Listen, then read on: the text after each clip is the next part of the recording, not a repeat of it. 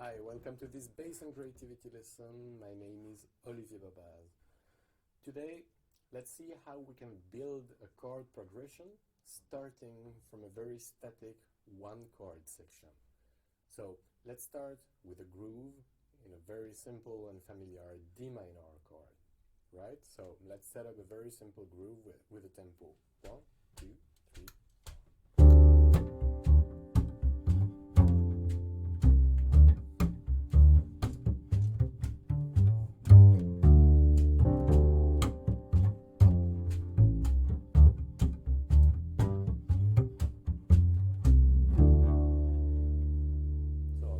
Crazy here, just playing D minor. Of course, the piano makes it really clear, the harmony, but even without the piano, we have all the tools on the bass to set up a clear D minor thing to start with.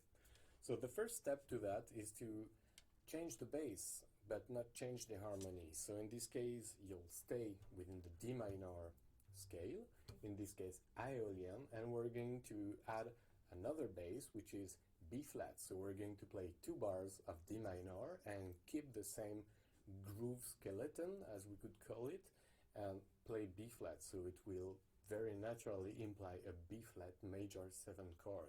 Remember, 2 bars per chord. 1, 2, 3, 4.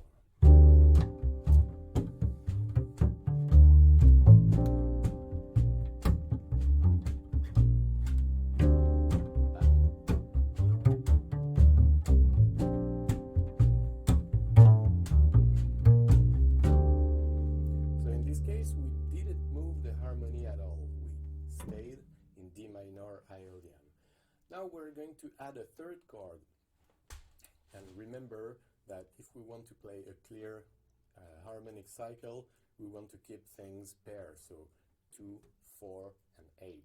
So in this case we were playing 4 bar sentence, we're going to move on to an 8 bar sentence. Adding 1 chord, we'll have to add another one in order to have 4 chords of 2 bars. So what we're going to do is play D minor, B flat, G7, and back to D minor in order to conclude. And in this case, you'll see that even if we're still playing around D minor, the difference between B flat major and G7 will have 1 note difference. The B flat, I'm talking note here, will become a B natural on the G7. And that's 1 note change between the 2 chords, and it will create some kind of dynamic relief in the harmony there. Let's hear how it sounds. 1, 2, 3, 4.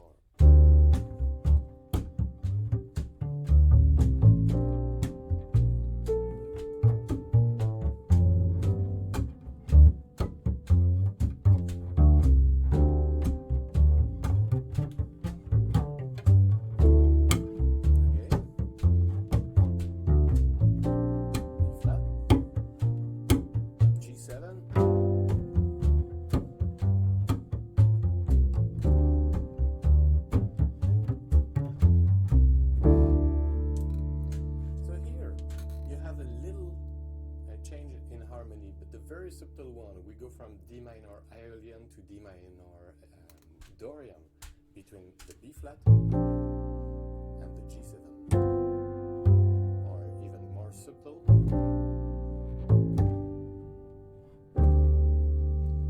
So now let's add a little bit more spice to that. And what I mean by spice is let's move a little bit more from the original harmony.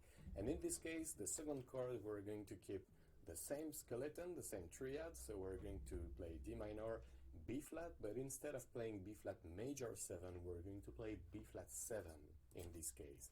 So we're keeping the original triad of B flat, but we're changing the 7, and it will change the taste of it. Let's just hear both chords, how they relate to another, and you'll see that there's more color and taste between those chords, but it's still familiar. 1, 2, 3, 4.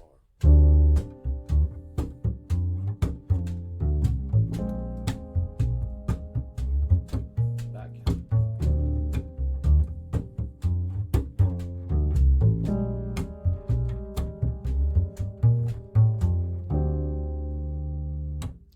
Now let's do the same thing with G, But instead of doing G7, we're going to play now this time G major 7. So we're inverting the seventh of each of the chords. So D minor, B flat 7, G major 7, and back to D minor, right? 1, 2, 3, 4.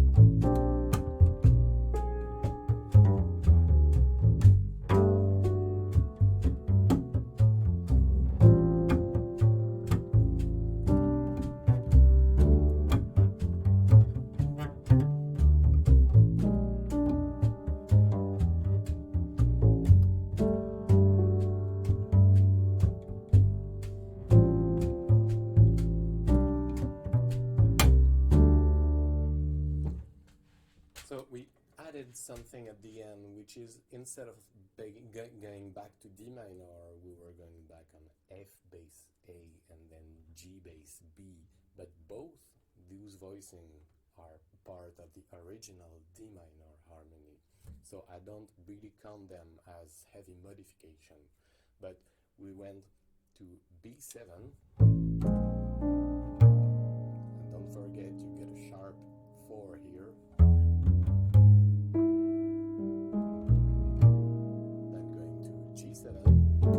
Major 7, sorry.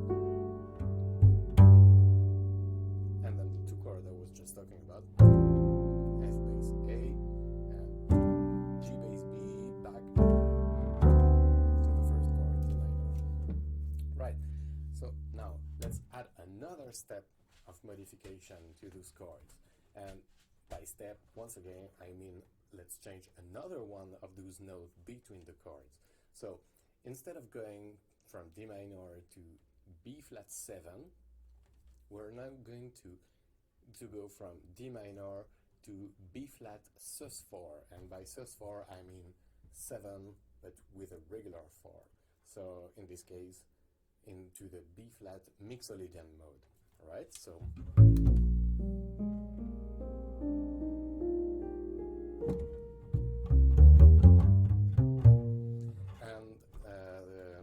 the note that's giving more taste to that is that 4 on the B flat. So that 4, which is an E flat, we're going to keep it on the G to have a G major 7 sharp 5, so an augmented major 7 chord. So let's hear how it sounds. Once again, going from D minor to B flat sus4 to G major 7 augmented 5th and back to D minor, bass A and then bass B. 1, 2, 3, 4.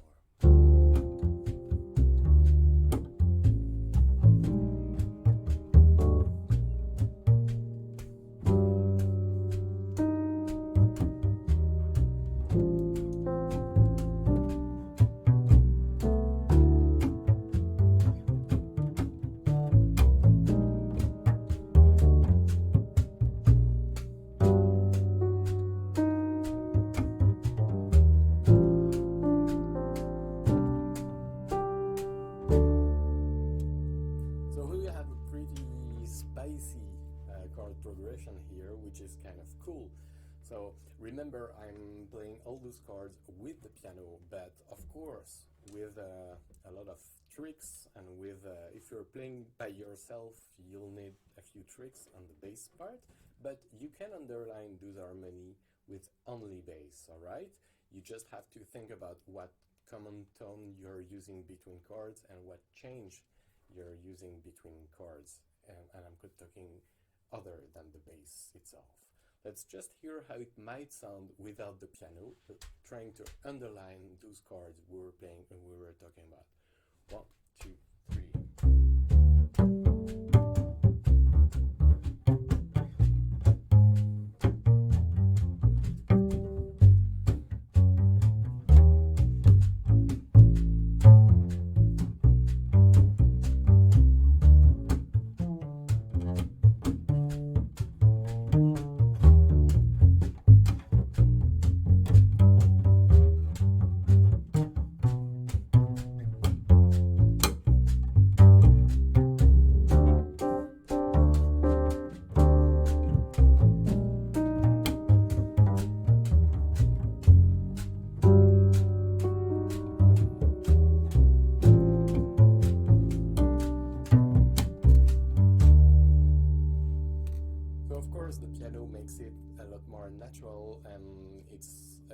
it's a lot more clear. I really, once again, encourage you to explore on the piano, to really hear the chords and hear everything.